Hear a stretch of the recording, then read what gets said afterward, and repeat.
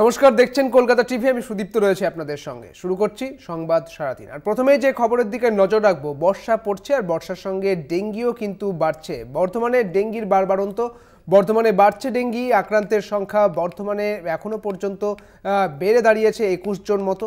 Dengue রোধে তৎপর স্বাস্থ্য দপ্তর এবং পুরসভা। আপনাদের জানিয়ে রাখি, একদিকে বর্ষা যেহেতু সামনে এবং সেই কারণে বর্ষার সঙ্গে সঙ্গে কিন্তু ডেঙ্গির প্রকোপও দেখা দিয়েছে বর্ধমানে। এখনো পর্যন্ত ডেঙ্গিতে আক্রান্ত 21 জন এবং সরকারের পক্ষ থেকে, প্রশাসনের পক্ষ থেকে বিভিন্ন ভাবে সজাগ করা হচ্ছে সাধারণ মানুষকে এই ডেঙ্গি প্রতিরোধের জন্য।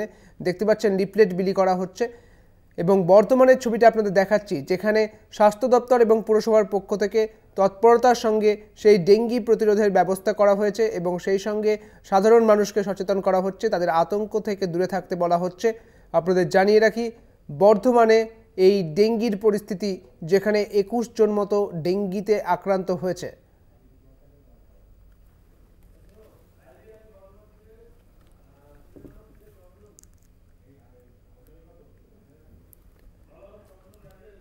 আরো বিস্তারিত জানবো। আমাদের সঙ্গে রয়েছেন আমাদের প্রতিনিধি চন্দন, রয়েছেন আমাদের সঙ্গে চন্দন সেনগুপ্ত। চন্দন, ডেঙ্গিতে আক্রান্ত হয়েছে বর্তমানে প্রায় 21 জন। এখনো পর্যন্ত সর্বোচ্চ আপডেট কি রয়েছে এবং এই ডেঙ্গিকে ঘিরে স্বাস্থ্য দপ্তর এবং পৌরসভার পক্ষ থেকে কি ব্যবস্থা করা হয়েছে?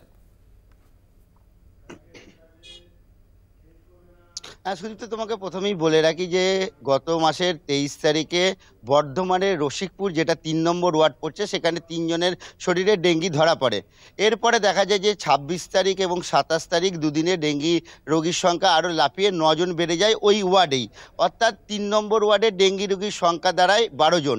এরপর গতকাল 100 জনের নমুনা পরীক্ষা করা হয়, তার মধ্যে আবার 9 জনের শরীরে ডেঙ্গি ধরা পড়ে ওই 3 নম্বর ওয়ার্ডের রসিকপুরে।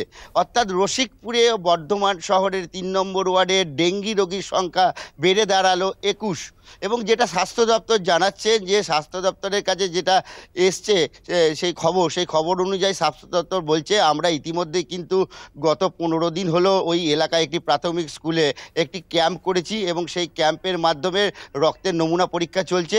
পাশাপাশি আমরা আলোচনা করেছি কালকে বিকেলবেলাতে, যে পুরসভা এবং স্বাস্থ্য দপ্তর আলোচনায় বসেছিলেন এবং সেখান থেকে আলোচনায় উঠে এসছে শুধু ওই 3 নম্বর ওয়ার্ডেই জোর দিলে হবে না, বাকি যে সমস্ত আরও 34টা ওয়ার্ড আছে সেই 34টা ওয়ার্ডেই জোর দিতে হবে। অর্থাৎ বর্ধমান শহরে যে 35টা ওয়ার্ড আছে সেই 35টি ওয়ার্ডে সচেতনমূলক বার্তা পাঠাতে হবে এবং বিভিন্ন জায়গায় স্প্রে করতে হবে এবং মানুষকে ডেঙ্গি থেকে যাতে আক্রান্ত না হয় তার জন্য মানুষ নিজেকেই যাতে সচেতন করে তোলে সেদিকেও নজর দিতে হবে। সেই কারণেই কিন্তু গতকাল থেকে এই 3 নম্বর ওয়ার্ড সহ বিভিন্ন জায়গায় যে সমস্ত আবর্জনা স্তূপ আছে সেগুলো পরিষ্কার করার কাজ চলছে। পাশাপাশি মশা মারা স্প্রে দেওয়া হচ্ছে। তবে এলাকাবাসীদের একটা অভিযোগ উঠছে, তাদের বক্তব্য যে দীর্ঘদিন যখন বর্ষা আসে তখন কেন পৌরসভা থেকে সাফাই কর্মীরা ব্লিচিং বা অন্যান্য স্প্রে করে না, শুধু ডেঙ্গি হওয়ার পরই কেন স্প্রে করে? তাহলে যদি আগে থেকে তৎপর হয় পৌরসভা, তাহলে পরে তো এই এতগুলো লোক কিন্তু ডেঙ্গিতে আক্রান্ত হতে পারে না। কিন্তু অপরদিকে স্বাস্থ্য দপ্তর বা পৌরসভা যেটা জানাচ্ছেন, যে ডেঙ্গি রোধ করতে গেলে মানুষকে কিছুটা নিজেকেও সচেতন হতে হয়। যেটা দেখা যাচ্ছে, রসিকপুরের বিভিন্ন বাড়ির ভেতর আবর্জনার স্তূপ রয়েছে এবং সেখানে জল জমে রয়েছে এবং সেই জলেই রয়েছে মশার লার্ভা এবং সেখানে যখন সাফাই কর্মীরা যাচ্ছে তখন তাদেরকে ভেতরে ঢুকতে দিচ্ছে না বাড়ির লোক। কার্যত সেই কারণেই কিন্তু ডেঙ্গির প্রভাব দানা বেঁধেছে এই বর্ধমান পৌরসভার 3 নম্বর ওয়ার্ডের রসিকপুরে। এখন দেখার বিষয় স্বাস্থ্য দপ্তর কতটা উদ্যোগ নিয়ে এই ডেঙ্গি মোকাবিলায় সক্ষম হয়। সুদীপ্ত, একদমই তাই। অনেক ধন্যবাদ চন্দন তোমাকে। একদমই তাই, যে দেখার বিষয় যে স্বাস্থ্য দপ্তর কতটা তৎপর হয় এবং তৎপরতার সঙ্গে কিভাবে ডেঙ্গি প্রতিরোধ করতে পারেন সেদিকেই আমাদের নজর থাকবে। পাশাপাশি আলিপুরদুয়ারের ছবিটাও কিন্তু একই রকমের। আপনাদের জানিয়ে রাখি, যে বর্তমানের যে পরিস্থিতি, সেই বর্তমানেও কিন্তু পৌরসভার পক্ষ থেকে লিফলেট দেওয়া হচ্ছে, মানুষজনকে সজাগ করা হচ্ছে এবং ডেঙ্গি প্রতিরোধের ব্যবস্থা নিয়েছে পৌরসভার পক্ষ থেকে। এই ব্যবস্থা নেওয়া হয়েছে, তবে এখনো পর্যন্ত 21 জনের এই ডেঙ্গিতে আক্রান্তের খবর কিন্তু উঠে আসছে। পাশাপাশি আলিপুরদুয়ারের ছবিটা আপনাদের দেখাবো, আলিপুরদুয়ারে আপডেট নেব, কারণ আলিপুরদুয়ারেও কিন্তু এই একই পরিস্থিতি, ওখানেও ডেঙ্গির বাড়বাড়ন্ত দেখা যাচ্ছে।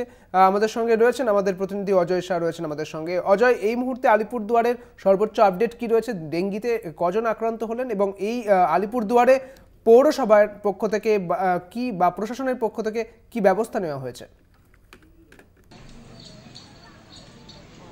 দেখো সুদীপ্ত, আলিপুরদুয়ার জেলাতে যেটা আমরা তোমাকে জানিয়ে রাখি যে কখনো বৃষ্টি হচ্ছে, কখনো রোদ হচ্ছে, আর এই যে পরিবেশ রয়েছে এটাই কিন্তু ডেঙ্গির জন্য একদম ডেঙ্গির পরিবেশ। আর তো আলিপুরদুয়ার জেলাতে যেটা আমরা জানতে পারছি, আলিপুরদুয়ার জেলাতে এখনো পর্যন্ত প্রায় 200 জন ডেঙ্গুতে সংক্রমিত হয়েছে। পাশাপাশি সবথেকে বেশি সংখ্যা রয়েছে ডেঙ্গির আলিপুরদুয়ার জেলার কালচিনি ব্লকে 113 জন ডেঙ্গিতে আক্রান্ত হয়েছে। এর পাশাপাশি জানিয়ে রাখি আলিপুরদুয়ার জেলায় ডেঙ্গির সহ ম্যালেরিয়ারও ধাবা বসেছে। আলিপুরদুয়ার জেলার আলিপুরদুয়ার 2 নম্বর ব্লকে কিন্তু ম্যালেরিয়ার আক্রান্তের হদিশ মিলেছে। প্রায় 46 জন আলিপুরদুয়ার 2 নম্বর ব্লক থেকে কিন্তু ম্যালেরিয়াতে আক্রান্ত হয়েছে। আর এই ডেঙ্গি ও ম্যালেরিয়ার মোকাবেলায় কিন্তু কোমর বেঁধে নেমেছে আলিপুরদুয়ার জেলা প্রশাসন ও জেলা স্বাস্থ্য দপ্তর। বিভিন্ন এলাকায় কিন্তু অভিযান চালানো হচ্ছে, বিভিন্ন জায়গায় জীবাণুনাশক স্প্রে করা হচ্ছে। পাশাপাশি বিভিন্ন দপ্তরের কর্মীদের নিয়ে বিভিন্ন বৈঠক করা হচ্ছে, সচেতনামূলক বৈঠক করা হচ্ছে। গ্রামবাসীদের গ্রামে গ্রামে গিয়ে স্প্রে করা হচ্ছে আর গ্রামবাসীদেরকে বোঝানো হচ্ছে। জেলা স্বাস্থ্য দপ্তর ও ব্লক প্রশাসনের আধিকারিক কিন্তু একসাথ হয়ে কিন্তু তারা যৌথভাবে এই ডেঙ্গি ও ম্যালেরিয়া মোকাবেলায় ময়দানে নেমেছে। আর যে এখন কখনো বৃষ্টি ও কখনো রোদ হচ্ছে, এইটা কিন্তু খুবই গুরুত্বপূর্ণ জলবায়ু রয়েছে এখানকার যে ডেঙ্গির জন্য, যে কারণে কিন্তু চিন্তিতও রয়েছে স্বাস্থ্য দপ্তর।